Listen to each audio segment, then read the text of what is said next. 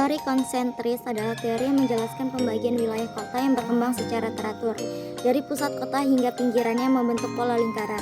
Teori ini pertama kali dikemukakan oleh Ernest W. Burgess, seorang sosiologi asal Amerika Serikat, berdasarkan hasil penelitiannya di kota Chicago pada tahun 1923. Teori konsentris menjelaskan bahwa kota berkembang dari pusatnya ke daerah pinggiran seiring dengan bertambahnya jumlah penduduk.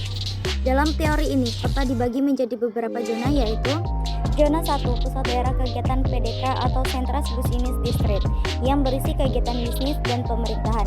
Zona 2, pusat kota atau peralihan yang berisi banyak aktivitas perdagangan dan industri. Zona 3, wilayah permukiman bagi pekerja atau buruh.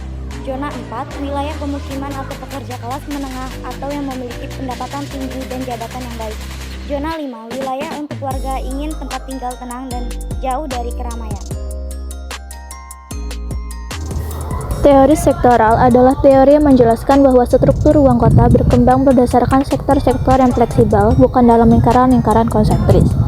Teori ini dikemukakan oleh Homer Hoyt pada tahun 1939 dan dimuat dalam buku The Structure and Growth of Residential Neighborhoods in American Cities.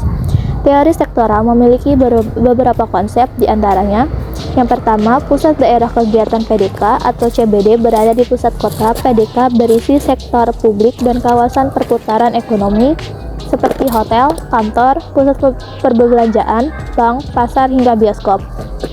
Yang kedua, sektor industri dan perdagangan seperti pabrik kecil dan toko. Dan yang ketiga, pemukiman penduduk dibagi menjadi 3 golongan, yaitu buruh menengah dan elit. Pemukiman kelas bawah berada di dekat daerah industri kecil. Pemukiman kelas menengah berada setelah pemukiman kelas bawah, dan pemukiman kelas atas berada di area terpinggir tata ruang kota.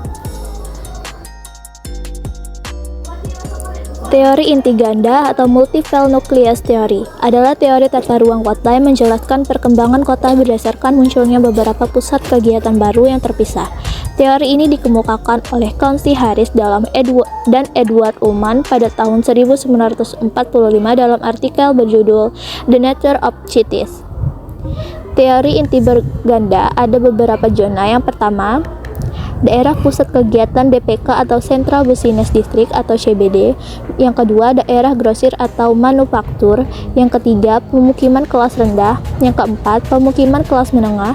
Yang kelima, pemukiman kelas atas. Yang keenam, daerah manufaktur berat. Yang ketujuh, daerah di luar daerah pusat kegiatan. Yang kedelapan, pemukiman suburban. Dan yang kesembilan, daerah industri suburban. Teori konsentral tipe Eropa. Teori konsentral tipe Eropa adalah teori tata ruang yang menggabungkan teori konsentris dan sektoral dengan penekanan lebih pada teori konsentris. Teori ini dikemukakan oleh Peter Mann pada tahun 1965 dengan lokasi penelitian di Inggris. 1. Pusat kota. 2. Zona peralihan. 3. Sektor C dan D, zona rumah kecil. Sektor B yakin rumah-rumah lebih besar, dan sektor A yakin rumah-rumah tua yang besar.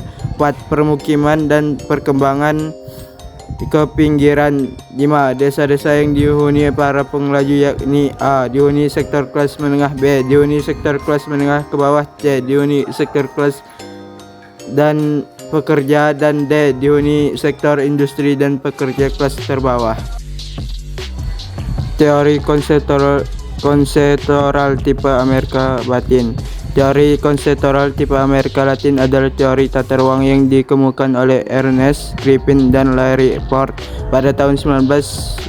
Teori ini didasarkan pada hasil penelitian di Amerika Latin.